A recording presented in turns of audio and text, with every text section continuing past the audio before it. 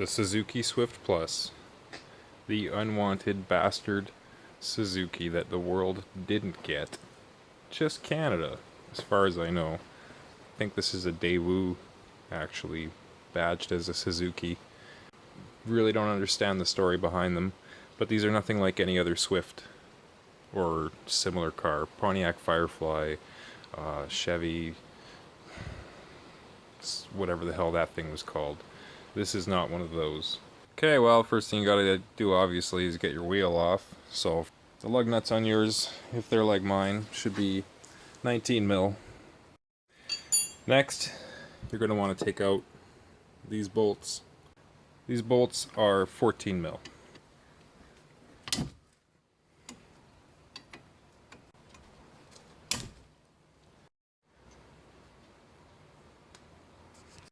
Okay, so, as it turns out, you're going to take out both of those. Then this will pop off, like so. Be very gentle with it. You don't want to damage the brake line, so just put it somewhere safe. You could strap it up to the spring like this with a tie wrap. I may do that.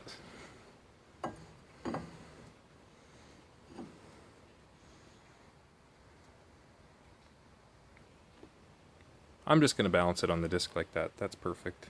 Okay, next, pads. Let's pull them out. There's not much meat and potatoes left on these guys.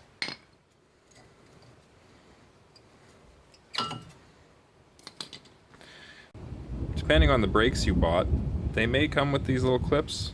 They may not. I believe mine did.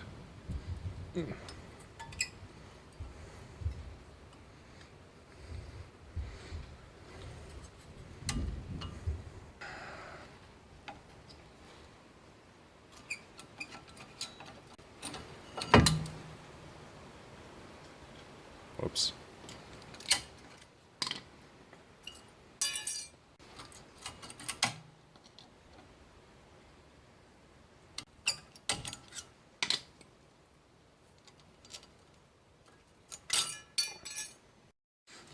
I bought some Parts Source brand brakes for the first time. They just started carrying their own house brand. I think they're made by, I honestly don't know who they're made by, and I don't want to say because I could be wrong. But you know what? The packaging is really nice. Not that that matters, but nice to see for a change. I'm sure that'll change in the future. But the nice thing is, it came with all the hardware you need. Yeah, it came with a little bit of grease for your brakes. That's kind of cool. And these pads look alright. They're supposed to be a premium pad. I happened to get them on sale for the same price as the cheap ones, which was I think it was like 55 bucks. So that's a good deal. I'm okay with that. So here's our dealies. These little clips, and they should just pop right in. Right in.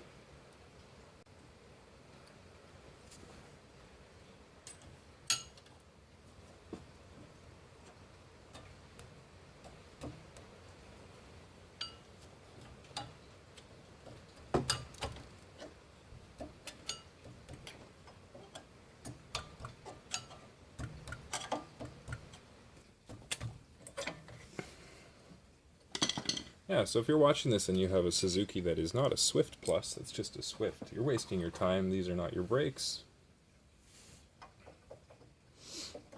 Sorry about that.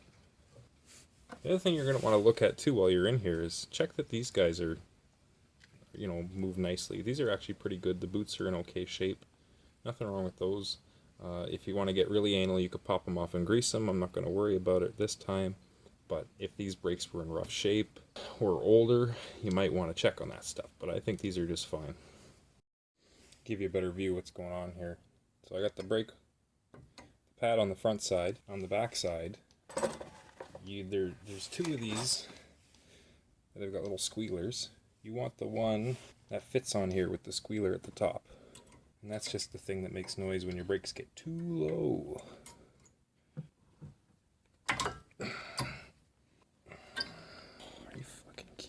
What is the fucking problem here, man? Fuck. Okay, I finally got that prick on. There's that squealer. The trick is to get these on is to I kind of put the squealer in first and then work the bottom in. It's really tight because that's a pretty strong spring in there that you're working against to get this in. But once you get them in, there you go. There, have a look at that. So those are our new pads. That's our old pad. Pretty big difference there. So now we'll just give these a little bath in some brake cleaner, get off any grease that I got on there, on the rotor and on the pads.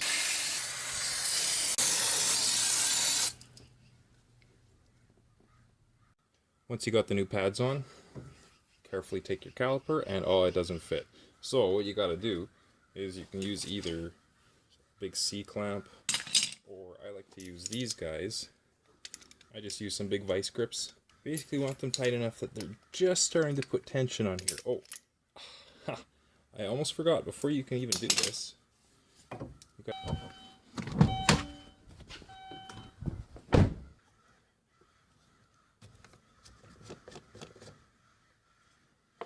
The reason you want to undo that guy is because these brakes are thicker than the other ones, so there's not as much space in here, and you got to push this piston in. But you won't be able to if you don't open that cap. It's too much resistance. So now that we got that open, for fucking fuck's sakes, take our vice grips, just give it a squeeze. You see that? Yeah, there we go. Tighten it up a little bit. Not much, like a quarter turn's all it takes. Give it another squeeze. Look at that. Since these are brand new brakes, you may as well just go as far as you can. Get it about flush. You don't want it any further. You don't want to hurt it. You know, you don't want to wreck it. So don't force the thing. If there's a lot of resistance, you might need new calipers. You can either replace them or rebuild them. Most of the time you can rebuild them. You can get kits that will replace the gaskets and things in here. Depends on your car. This car, I don't know. There we go, that's as far as she goes, it seems. No? Should just, may have to push these guys back out of the way. Ow! Don't pinch your finger. There we go. Bolts go back in. I don't know what the torque should be on these, the torque specification, but I'm going to make them German tight. If you haven't heard that joke a million times already, that's just good and tight. Oh.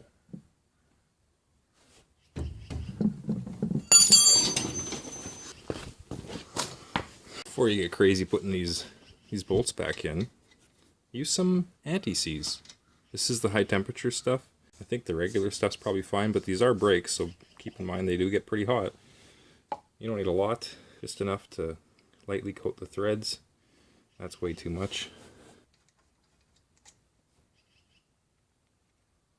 This is how I spread it around. There we go. And that will make it so those will come out next time you need to change these brakes.